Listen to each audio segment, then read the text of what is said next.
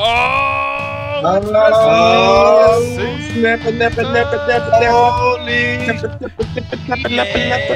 at ringside. Hey now, boys and girls. Probably mostly all boys because no girls watch that shit tonight. Folks, MCA. You'd be surprised though. No, I actually am pretty surprised. There's a lot of girls that watch this stuff. Oh, I heard a little something that oh my goodness gracious. But here's the thing though. Tonight sucked.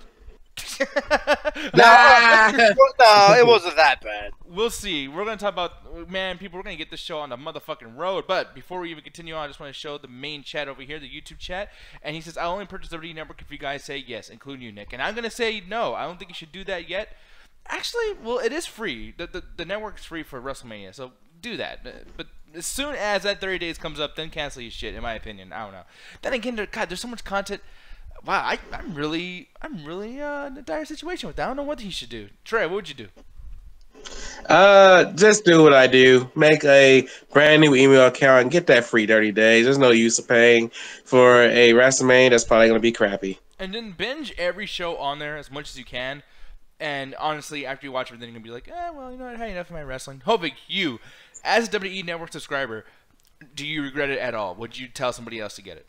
Yeah, I would. Of course. Yeah, but it's $9.99, honestly. I mean, bro, it's $9.99. You get all the fucking pay-per-views. You get every single fucking pay-per-view known to man. ECW, WCW, WWF, WWE. Just that alone is the that price. That alone is good. But the thing is, I will say with YouTube now, WWE is really trying to fight with YouTube, or not fight with YouTube, but fight with other people on YouTube, and they're just posting up so much of their exclusive network shit on YouTube. And one thing I'm not really liking with YouTube or with network at all is it still has bandwidth lag issues. Like it gets my fucking nerves a lot. To be honest, I also think it depends of how you're watching it. Like for me, for example, I watch it through my TV as because it's a smart TV, and I plug it into my router, and I never get an issue. I never get an issue on any of my video game consoles because they're all hardwired into my router. So I never get any bandwidth issues at all, and if I do, it's like an instant second. Yeah, and I mean, and I have mine hardwired too. But the thing is I'm always downloading Dropbox, transferring and stuff. So for me, in a situation that explains itself right there. Yeah, bandwidth you're also using like a shit ton of bandwidth like at the same time. Yeah. So that is gonna buffer you a little bit. Yeah, and that's one thing where it's like back in the day with the pay-per-views, you could buy this shit and you're guaranteed to watch your show uninterrupted. Unless you had satellite, which I will say, I used to have DirecTV and Dish Network, and when it's raining, it's like, oh, it's so beautiful rain. I'm going to open up the window blinds, going to chill out, watch some wrestling, enjoy the nice, beautiful weather, and then the rain's like, fuck your TV. You ain't watching shit tonight, sir. You missing Raw. You missing fucking whatever it's going to be on TV. So, yeah, fuck satellite for that shit. You guys got to figure out some way to fix it. Man, you know what's funny? When I used to work with Verizon Fios, we used to push DirecTV, right? Mm-hmm. And we used to say, like, you know, what the whole weather thing. It's like, oh yeah, you know, we've added so many more satellites, so no matter what happens, even with bad weather, yada yada yada, you're always gonna get signal. Bitch, how wrong that shit is. Like a motherfucker, but I know how it is. You gotta do what you gotta do with your job. But here's the thing: what they need to do with their fucking job, they need to sell me on WrestleMania. And I know you guys are probably not gonna think that this is as bad as what I feel, but as you can see by the side of the negative fucking undertone of what I said on the side of the goddamn program today, like, yeah, lots of this shit I'm negative about. Even though I like tonight's show, but I'll get into it with the very first thing with the Undertaker and Cena. That angle is so, like, I won't even say stupid. It's not stupid. It's not dumb. It's not lame. It's interesting to the point where I'm always curious, like, hey, is this going to be the night where we get Are You Scared? And we get American Badass or Roland or just a regular Undertaker coming out. So I'm into it. Like I don't use the bathroom when John Cena's talking his shit. But how the fuck are you gonna keep saying that? And people know Undertaker's gonna show up, right? So now it's at a point now that if he doesn't show up, we're extra pissed off. But you took literally 20 minutes today to do a promo that you were getting people psyched up to see you in the audience. That was the big thing. He was going like, I don't want to take anyone's time. I'm not going to take up time for a wrestler, a younger wrestler who needs that time. But I'll definitely come out here and waste 30 minutes of your time to tell you that I'm going to be in the seats watching WrestleMania like everybody else. Then why the fuck are you on TV telling me you're going to watch the show? No shit, Cena. You don't have a fucking match. I don't see Samoa Joe out here telling people, by the way, I'll be watching it like you guys. What the fuck? Stupid. That was a dumb segment. What was the purpose of that segment? Now, I'm gonna give this to you, Hovig. Were you as mad as I was with that segment? How do you feel in general? I thought it was fucking brilliant. Because you want to know why? I also feel like whatever the segment was with tonight was also a big stab at the dirt sheets.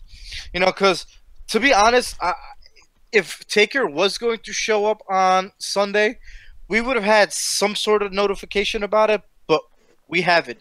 And according to the dirt sheets, they've been saying, like, you know, oh, John Cena versus Undertaker has been unlocked for like the past God knows how many months, even before they started this whole angle on TV.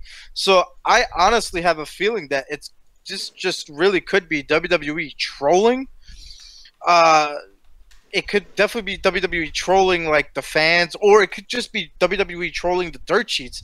And to be honest, us as these fans, we're also so easy to take the fucking bait that if we don't get what we wanted, we're just gonna get mad. Which is why it's not affecting me at all. Like for me, for example, today I'm like, oh shit, is he gonna finally show up? And if he didn't, I'm like, okay, it is what it is. It's like no harm, no foul to me, especially since, you know, it's my guy. And to be honest, I've been kind of intrigued with this whole situation because, I mean, to be honest, Cena's been hitting him. I'm like, God, like, because when he said the whole thing, you may have left your hat in the middle of the ring, but you left your balls at home. I was like, God, if there was any moment right now to show up, it would have been right then and there. Exactly. But I was like, you know what? They didn't.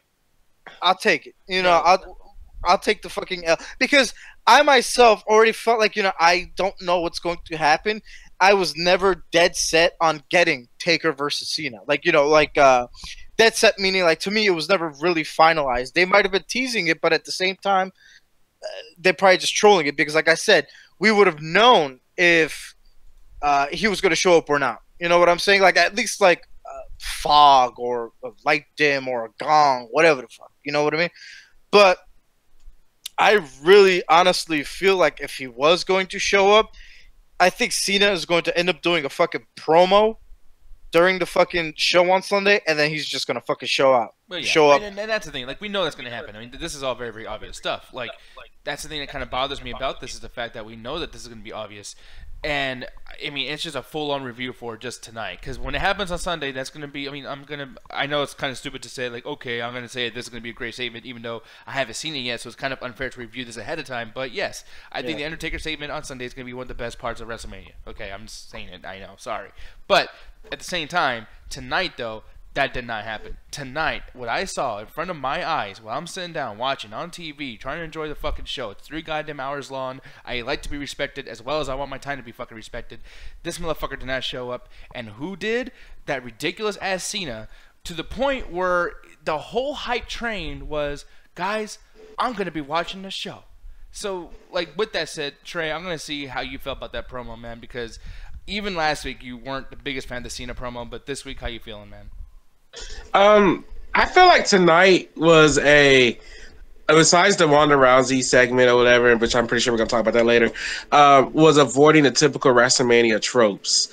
Because, you know, this isn't the first time we've seen a superstar call out Undertaker, and then it takes a couple of weeks, and then the week beforehand, that's when Undertaker makes his appearance known and whatnot. So I feel like they're just kind of doing this thing where they're really trying to sell you on, is he going to be there? Is he not going to be there? That kind of thing. And I actually kind of like that idea, honestly. The promo tonight, I was actually into it a little bit. Granted, am I upset Undertaker didn't show up? Yeah, I'll admit, but at the same time, I guess that was me putting my expectations up a little bit, because in my mind, even before tonight, like the show showed, I was like, okay, it's typical, you know, WrestleMania season. Of course, Undertaker will show up tonight, and he didn't. So maybe it was a shut up to me, because, you know, always trying to predict the shows and whatnot. And like I said, for the Cena promo, it just I loved some of the stuff he said in the promo, and yeah, he got the crowd all hyped up and everything and stuff. I mean, it was pretty amazing in my opinion. So I kind of enjoyed it compared to last week's. Last week was kind of mediocre at best. I was just kind of like, okay, this is kind of, but tonight it was just, I guess it was the crowd atmosphere, I guess, because the crowd atmosphere tonight was kind of way better than last week's in my opinion. So. Yeah, so it was just one of those things where, yeah, I'm kind of okay with them avoiding that because I think the last time this happened was when Undertaker was gone for a while, and it was the last WrestleMania match he had against Kane, where Kane was not. No, don't Uh, forget the Bray Wyatt for WrestleMania 31. You're right. You're right. Yep. Yeah. Bray Wyatt did the same thing where he called out Undertaker, didn't show up, and then the same week as WrestleMania, that's when he made his appearance known and stuff like that. So I kind of like when they try to avoid those same tropes or whatever, because we've seen this repeatedly over and over again with Undertaker. Yeah. So I'm kind of okay with this. So I just can't wait to see what's going to happen on Sunday. But you're all right, Nick. Like if he doesn't show up, then it was all pointless and it was stupid. And it was all for nothing. But I'm gonna hold my judgment to that till Sunday. And the biggest thing with me is like I understand what you guys are saying, like you don't like the WrestleMania tropes, and it gets to a point though where I like to equate this to a film or to a video game where sometimes tropes are not tropes; they're just rules that you have to follow. Like this is the biggest show of the year, and even that statement alone is a trope, but it's okay because it is WrestleMania. You know what I mean? Like the best part of the show, I guess you consider that a trope that happens at the very end, the main event, the biggest thing. That technically could be considered a trope, but we don't take it as that because it makes sense why that should be at the end, and the thing that happens at the very end is the best part of the show. So when it comes to this is the climax. This is the go home show. This is the big one that's like, people, holy shit, it's in 6 days. Here we fucking go. And I would equate it to like a video game. Like, I don't know how you guys would feel if there was a video game that's, you know, let's say a Metal Gear Solid game comes out and you fight all these fucking amazing bosses and all that shit happens. And at the very, very end, the big boss is you go to the refrigerator, you pour out some chocolate milk, Snake goes, oh, that was good, and the game ends. That would be some bullshit. You know what I mean? Like sounds like Metal Gear Solid 5. Thank you. You know what I mean? But like it's almost like you know, movies or whatever. It's just like you need to have a good ending. It's a climax. Like WrestleMania is the last act in a film. I mean, if this is all a movie, this is the Apollo Creed versus fucking Rocky. You know what I mean? This is the big one. So that shit drove me up the fucking wall. And I see what you guys are saying. I like that there was an unpredictability about it, which is cool. But motherfucker, like, he better, like, now Undertaker has no room to not deliver 100%, because if he does anything less than being incredibly fucking worth all this dumbass shit with Cena, if he's anything less than that, it was a failure, and it was a waste of my fucking time for the last month. This type of shit would actually lead a non-podcaster version of me to stop watching the fucking product. This alone, but there's so much other shit, I don't even know why I still watch it. But moving on from that, the Strowman comedy shit. The motherfucker, man. He literally pulled an Abyss. What's that other Abyss? Yeah, Joseph Parks. Yeah, he did a Joseph Parks, man. Like, Hovig, please tell me you didn't like that Braun Strowman shit. Man, that shit made me laugh. Because you want to fuck him, man. Like, no, well, come on, that shit was clever because they used brains and brawn. Wow, funny fucking pun. I've seen Justin Zarian from the MCA do better shit than that. Like, you know what I mean? Like that. Well, come on. Well, you know that Justin Zarian's better puns don't end up on WWE TV. I guess I'll give you that. You know. But yeah, I mean, okay. So you liked it. You, Trey, what'd you feel about it, man? Man, I hate that I laughed, but dude, it made me laugh, and I can't believe how hard I laughed at that. It was because for the longest time, it was one of those things again where, you know, they're avoiding the tropes or whatever that I kind of enjoyed, because I was just like, here we go, Big Show's about to come out. I said that out loud too. I was hanging out. I said that. Yeah. I was like, it's the fucking Big Show. Yeah, because I was even predicting what I was going to say on the show. I was like, well, time for me to do my typical Big Show showed up thing. But no, they pulled this, and I laughed. I was like, okay, this is another WWE saying, hey, shut up, Trey. You know, because I expected it to be the typical, like, tag team partner comes out, you know, just expose himself and have an actual match and stuff like that. So it is kind of one of those things where, and I was going to say this with the Cena thing as well. It's like it seems like the climax, instead of doing the climaxes at Raw, they're waiting till WrestleMania to execute that. And it's that weird position where I'm used to seeing this for years, where the climax is on the go home shows of Raw and SmackDown and stuff like that. But now we're in the weird position where we gotta wait and see if it really pays off. If it doesn't pay off, then yeah, bull crap. You know, I'm with you on that, Nick. 100%. It's bull crap. These people better deliver the best thing that we're supposed to see. But if it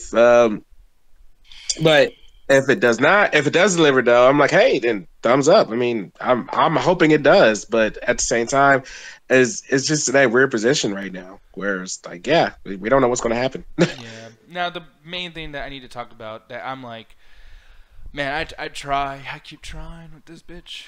I keep trying with this fucking bitch. But yo, this right here, this was terrible.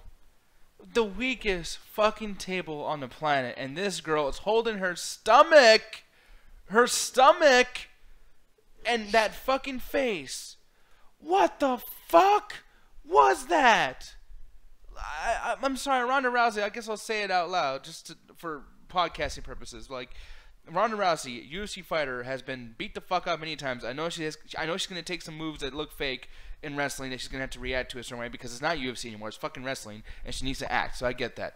But she acted bad, and that bump on the table was awkward as shit, both on Stephanie's end and Ronda Rousey's end. But the main thing you don't want to do is show a face that's not feeling any pain. She looks mad. She's literally laying down, looking up at Stephanie like, you fucking bitch, holding the wrong side of her body that would be fucking hurting or impacted. She's doing shit that The Rock did. Because The Rock used to do that no matter what moves. The Rock would hold his stomach over a stunner. Like, what the fuck? And Ronda Rousey's doing the exact same thing while Stephanie is trying to point at the fucking sign, but this dumb broad is pointing at Triple H's fucking head. I mean, I don't know if maybe Google Handle's fucking up. I'm showing it on screen. She doesn't even know where the fucking sign's at.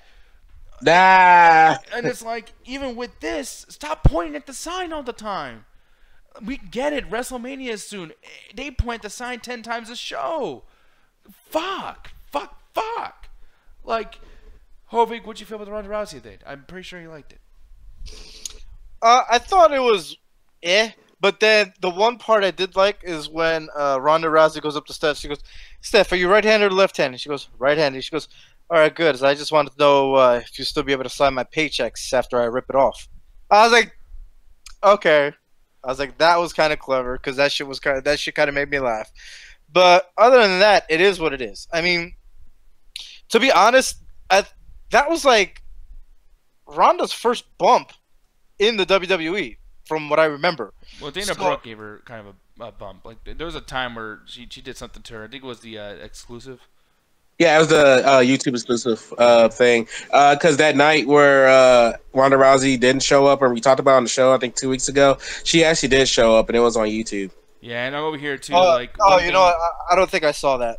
Yeah, and Shark is saying she should have held her back, not her stomach. And yes, like Nick saying, Nick, I am Nick, you fucking idiot. But Red Joaquin saying like, no, she acted good, she sold it. Nick got owned by Strowman. Strowman was funny, or Nick got owned by Hovig. Strowman was funny, you know. And yeah, I don't know. But aside from all that, I feel like this whole thing with Ronda Rousey, and the reason why I bring up the UFC thing is because she knows how the body works. Okay, she's made millions of dollars, you know. But I think maybe some people need to get knocked out to know how pain feels, because when my back hurts, I don't hold my fucking stomach. And I'm not a physician. I'm not a fucking athlete. I'm fat as fuck. I'm telling you, like, my stomach doesn't hurt when my back hurts. Like, yeah. Trey, what'd you feel about that, man? Man, this segment was kind of, well, not kind of.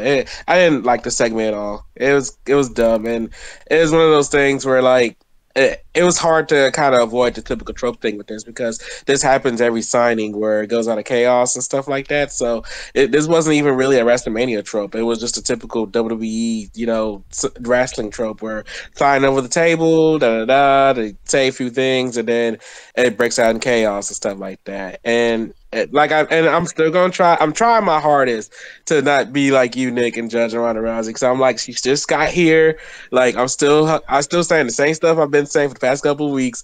She should have started off at NXT like everybody else for the most part, so she could hone her craft and do better promo works and stuff like that. Because, like I said, the backstage promo, not backstage promo, the promo she did where it was kind of like the build up and stuff like that. She did amazing in that. And I'm just like, why can't she do that all the time? Because it was just another example tonight where I was just like, come on, man. I just cringy, So it's just one of those days where I'm just kind of like, I'm just not bought into this feud at all. I get this supposed to be more for the casual fans, I guess. So, but I'm just not into it at all.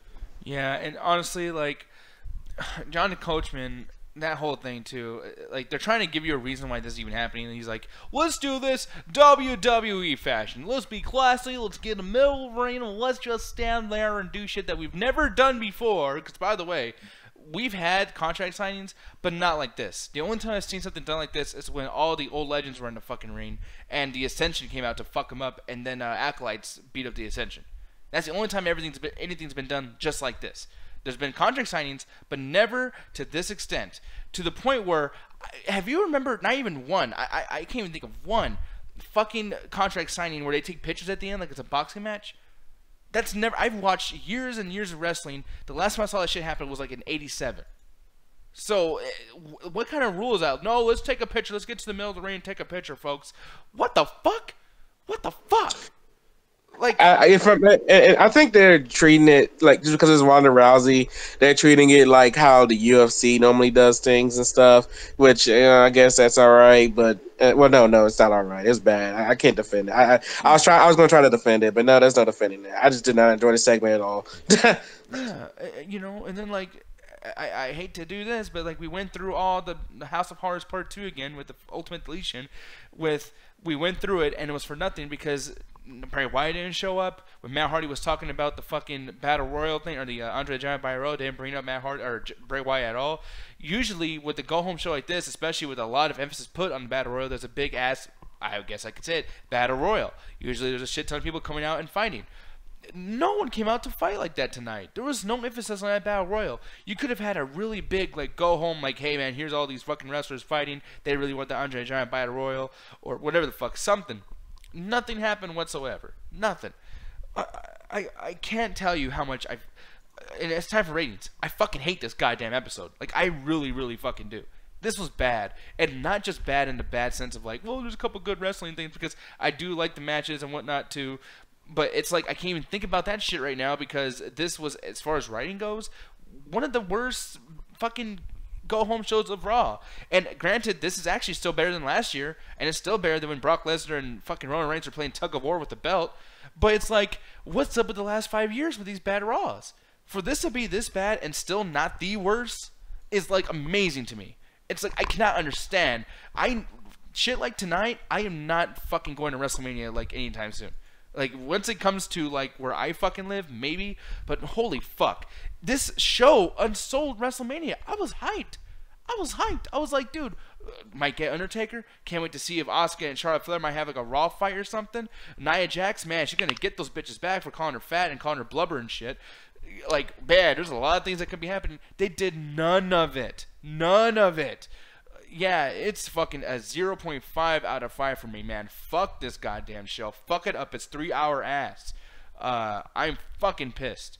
But Hovig, take it away, sir. I'm sorry. I'm going to shut my face. Take it away. Nia Jax did get Mickey James at least. Man, still, making that bitch go over there crying like a fucking big ol' ass, I ain't got no cake, fucking fat boy and shit. No, fuck that. And I hate that they're bringing up the fat thing. And I'm not saying that because I'm a fat dude. But it's like, Nia Jax is fucking beautiful. She's a fucking model. She's better looking than half the fucking girls in the roster. And, like, she's a monster. You're going to try to call her fat and then make it like fat people actually cry when they're called fat? I have many fat friends, and we're on the chubby side. When someone calls you fat, do you cry like a little bitch? No, because we don't give a fuck. Fat people are not weak, Vince McMahon. Like, I don't know why every fat person has to be, oh, for me. Like, fuck you. No, that's not the way it works. It's not fucking Yeah, kindergarten. and that's my problem with this feud too, because even then, like I brought up 3 weeks ago, it's weird how Mickey James left the company for the exact same thing when Yeah. Lay Cool was making fun of her weight and everything, and now it's just kind of like now she's doing that to Nia Jax. I was just kind of like, okay, like I just wasn't all for this feud. Like, okay, if the match was gonna happen, I would rather it be different from what it is right now. I would want it to be like a friend, like you know like, not bring up the weight thing at least, because that's been Alexa Bliss's big thing over her. Even the promo with that Alexa Bliss cut tonight. So I was kind of like, yeah, no, this feud's just not doing it for me. And it's so So lazy. Like, okay, let's see. We don't want to write a storyline. She's fat. There we go. Great WrestleMania match. Can't wait for that shit. She's fat, guys. She's fucking fat. Fuck you. Anyways, Hovig, take it away, sir. I'm sorry. Yeah, I didn't hate it as much as you did. It was an average show for me. I mean, it's not nowhere near a great go home show, but at the same time, it didn't unsell me for WrestleMania because I kind of really don't need tonight really on the show. But tonight does get a 2.5 out of 5 for me. I really didn't. I mean, the big difference between me and a lot of people is that I really watch these shows with like no expectations. And whenever I get like a mediocre show, I'm like, okay, good. Didn't expect much. And when I get an amazing show, I'm like, well, shit, didn't expect that at all. And then when I get a shitty show, I'm like, well, that happened. So I never really cared about the whole Nia Jax and Alexa Bliss thing, only because I can't take them seriously. Only because they're like best friends. exactly They're always on Instagram. That's why I can't take it seriously, because they're best fucking friends. And I'm like, yeah, and it's always good to work with like your best friend, but I don't know about them against each other. And I still give no fucks about Bailey and Sasha Banks. You know, it's so bad when your sister texts you watching wrestling. She's like, yo, I can't with these bitches. I'm like, who are you talking about? She's like, these two hoes on my screen. And she's referring to Sasha Banks and Bailey. Like, it was like, I'm like, well, that was random. And another thing that I wasn't really upset about, but I'm like, really, we're going this route, was the main promo, like the main event, where Roman Reigns came out to go confront Brock Lesnar. And I'm like, stole the Stone Cold thing. Yeah. And I was like, what the fuck? Lazy fucking writing. And by the way, the Stone Cold thing, even though as corny as it was way better than this shit. Well, yeah, of course. Yeah. But what was I gonna say? I'm so glad. I'm so fucking done with the show. I forgot about that. God damn! Shit. And it just happened. But what was I gonna say? And I was like, oh, come on, we're really doing this? Same people, Brock, Paul, and the only thing that was missing was Stone Cold. Same. The only difference was Roman Reigns wasn't going for a stolen ATV. He was really like, y'all full time is gonna protect that part timer. I'm like, oh, we're doing this again. Oh, dude, we get it. Voice, dude, that acting, holy shit, what he phoning in. Y'all bastards are you guys gonna protect this fucking halftime bastard? And I'm like, or this part-time bastard? I'm like, yeah, you do know your cousin, who fucking raised her hand at the Royal Rumble. He's a part-time bastard too. You dumb motherfucker. Like, but I bet you any amount of money he will never say that shit against The Rock, because we all know what power The Rock has. Well, it's just frustrating because it's like, in the realm of the storyline, whatever the fuck, you just shit on all the wrestlers that we're excited to see. John Cena's part-time. Undertaker's part-time. Actually, Undertaker's no time. They literally sold us. They tried to get us in the seats to not see what we want to see. What the fuck? And like, yeah, I don't know. It's like part-time. Honestly, it's like working too much for WWE. It's like that's being too good of a fucking worker. Like, good God. So I hate when he says, "Oh, part-time Brock Lesnar." It's like, yeah, unfortunately, he's the best part of the fucking show. God damn it. Like, you know, I don't know. That is true. But other than that, I'm still highly looking forward to WrestleMania, because we're going to get answers to all the questions that we've been finding. Like, Braun's partner, is Undertaker going to show up? What's going to happen with these other matches? Like, what's going to happen with Daniel Bryan and Shane McMahon versus these guys? Like, you know, there's still a whole bunch of questions that's going to going to Coleman. Will Asuka have her first loss? Highly doubt it. But Well, you Asuka know, win the championship. You know, she's a free agent. Where's she gonna go after that? What's gonna happen on the next night on Raw? yeah. So it's like there's a shit ton of questions that will be answered on Sunday. So I'm very much hyped for it. But as far as tonight goes, 2.5 out of 5. Trey Cooper, go ahead, sir. Man, this is that rare reception where I'm actually giving a higher review than both of y'all. This normally doesn't happen. Normally, I'm more negative than that. I'm actually giving the show a 3 out of 5, and I think the only reason why is because that match between Seth Rollins and Finn Balor just fucking blew me away. That match was freaking fantastic, and honestly sold me on the Intercontinental Championship match that they're going to have with the Miz, because they tore the freaking house down. And I'm hoping that with Miz in the mix, that they also have a good match at WrestleMania, because god dang, they put their hearts on the line.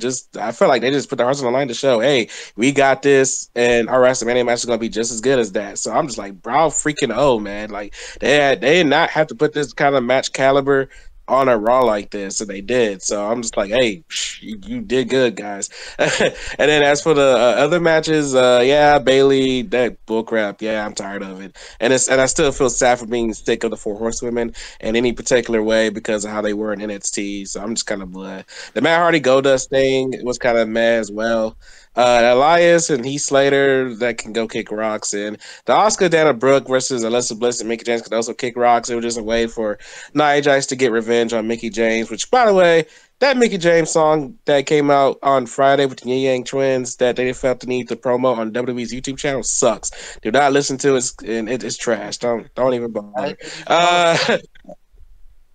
That coach segment was I think that was the most typical wrestling thing we saw tonight, in a sense that things broke down. So as Stephanie slamming Ronda on the thing, I did not knock that promo at all. So they can go kick rocks. The after the match thing that happened between Bailey and Sasha, kick rocks. The Braun Strowman thing, like I said, it made me laugh, and it caught me off guard because I expected Big Show to come out and stuff. So that gets a thumbs up for me, because I'm just like, yeah, they could have done the predictable thing, but they decided not to and make us wait till Mania. So I'm down for that. I'm all right with that. As for the John Cena thing, same thing. He really got the crowd hyped and everything, and woke their asses up, and they're even cheering Cena. It's weird to hear a whole crowd chant Cena's name like that. And I thought he did great tonight. So the Roman segment. Oh no! Before the Roman segment, the fact they acknowledged Kurt Hawkins on Twitter trying to get Braun to be his tag team partner was hilarious, because that's been his Twitter campaign for the longest time. The fact they actually acknowledged it tonight with Braun throwing him against the wall, I actually kind of like that as well. Just because I like when WWE acknowledges the stuff that goes on outside of the show sometimes. So that was pretty cool. But yeah, just to get to the main event, Brock and Roman, I like how they did this a little bit, because I didn't like the actual promo that was cut by Paul Heyman or whatever, and I also didn't like the whole Roman going like, really, you gonna let this part timer? I'm like, this is stupid. And if Braun Strowman was out here, this would be completely different. But I like how it was kind of like hit the Superman punches or whatever, and I thought, I was like, because even I said this out loud. Here we go, the typical Raw ending where the face is standing up with the title, but he was standing there with the title for a while. So I was like, wait, where's the WWE logo at? And then next thing you know, Brock Lesnar did the F5, and I was like, okay, that was cool. I'm okay with that because I hate that whole typical face, like, stands up and bees there at the end just to sell the WrestleMania thing. So I like that Brock Lesnar stood up on tall after F5 and Roman Reigns. So yeah, this gets a 3 out of 5. I actually kind of enjoyed the show, even with some of the negatives I didn't really care too much for. So yeah, I mean, this show hurt me so much that my back started hurting. I just showed Ronda Rousey. I don't know if Google Hangouts are working, but yeah, yeah, Ronda Rousey, fucking Ronda Rousey. Goddamn, I'm sorry, I can't get over that shit. I'm sorry, people. I'm gonna be mad about that for fucking years to come. But you know whose back isn't hurting? Go ahead, sir. Nah, the SmackDown Ringside Hangouts tomorrow. That's right. The Go Home Show, the SmackDown's going on tomorrow. I'm going to hold my judgment to say SmackDown's going to suck tomorrow. I know I normally say that at this time, but I'm going to hold my judgment because of how this Raw was for me tonight. Wednesday is the midweek chat attack. Join us there at 7:30 CST, where we talk about things going on in the middle of the week. On Friday, join us for the Midnight Chat Attack Gaming Show. No, not the gaming. Untitled Gaming Show. I'm sorry. Untitled Gaming Show. We got things going on all the time on the Facebook page. Join us there. It's ran by Mr. Ganja Guru and Alan Birdman. And also, along with the Facebook, check out the Midnight Chat Amino, where we got quizzes, surveys. We got a music playlist. We can join music if you want us to check out your tunes. Join us there. We got awesome stuff going there all the time as well. And then Saturday is the main event of this channel, the Midnight Chat Attack. Join us there as well as 7:30 CST, where we talk about things from all the rest of this week. We got the After Hours, also ran by Ganja Guru and Alan Birdman. And then this Sunday, WrestleMania. That's right. The Midnight Chat Attack WrestleMania. Yes, join us there for the WrestleMania show. It should be interesting. We'll see if we have another Trey freak out where I probably leave my shirt somewhere that's been there for a year. And then on Monday, where we turn that clock back around after WrestleMania, is the Raw after WrestleMania and Ringside Hangouts. Join us there where we talk about and see what happens at the exciting Raw after WrestleMania. Last year sucked, so let's hope this one's good. Thanks for joining us tonight, guys. Thanks for joining us, and make sure that when you eat a lot of food, it might hurt your back, so don't do that. It'll pull your fucking spinal cord, okay? Oh, holy shit, that's actually happened to me before. Really? Oh, dude, that sucks. I'm not going to... Man, back when I was fatter, man, I remember one time I was at Disney with a whole bunch of people, and I was like, yo, I ate so much my fucking back is hurting. And everybody looked at me like I was high. And I was like, no, motherfuckers, this shit hurts. I was like, I ain't done nothing. Like, that's not how it works, man. Bro, I mean, I guess you're right, though. No, you ain't, man. You got this motherfucking gut that's full of food just hanging down. Just pulling all your shit. It's pulling my shit down. I'm like, bro, I got to keep stretching my back like every 5 seconds. God damn. So, yo, that shit is real. That's fucking real. I am not lying. And then, guess what happened? Guess what, motherfucker? This one over here, she's sitting there fucking making fun of me saying that shit. And guess what? Fucking couple weeks later, that shit happened to her. I was like, karma, bitch. Next time, say some shit again. Damn. Well, hopefully Rita's going to be okay with the whole eating a lot when you guys go to WrestleMania, because you're going to be eating a lot with your friend over there, too, and watching NXT TakeOver. No, she ain't going. Oh, she ain't going? Cause she, nope. You know why? Because she's smart. No, I'm just joking. I'm just mad at wrestling. You know, it's going to be fucking awesome. I actually am jealous because the fact that you're going to see NXT TakeOver as well, which last year was one of the better shows of the entire fucking year. I bought my ticket for NXT on Friday. Honestly, you know what they should do? This is what the price is. NXT should be like thousands of dollars, and WrestleMania should be like $50. Bitch! Man, I paid like almost $110 for my damn ticket. Yeah, they should switch that shit. It should be the other way around. NXT should be the expensive one, because that show, they actually fucking earn your fucking money. But yeah, aside from that, people, it's Happy Hovig Day over here. Hovig Day, and we're going to begin to fuck out of here. This one's sitting there saying she'll be going next year because it's back home. I'm going next year. Sit your ass down. I can't wait. Hopefully you are. Hopefully you are. Oh my God! Yeah. Next year, that'll be my second time going to Jersey. Hopefully we can all hang out. She needs to go to that double toaster party in August too. We all got to meet up and do a live wrestling reaction show where I get to fucking hit you for fucking disagreeing with me, Hovig. Nah. Bitch, it's gonna be listen here, player. It's gonna be a tag down team match. for real. It's gonna be a tag team match between me and I don't know who the hell else against you, and I don't know who the hell else. All I know is it's gonna be a goddamn tag team match, player. You know what's gonna happen is Trey's gonna be on your side because you both fucking love John Cena so goddamn much. You fucking. Oh, hold on. Hey, hold the fuck on, my boy. Hey, no one's saying over here that I love John Cena. I just like how he's been calling out my dude, and my dude's been like, yo, I ain't hearing that shit right now, okay? But he's been throwing some low blows on my boy, and I'm just saying.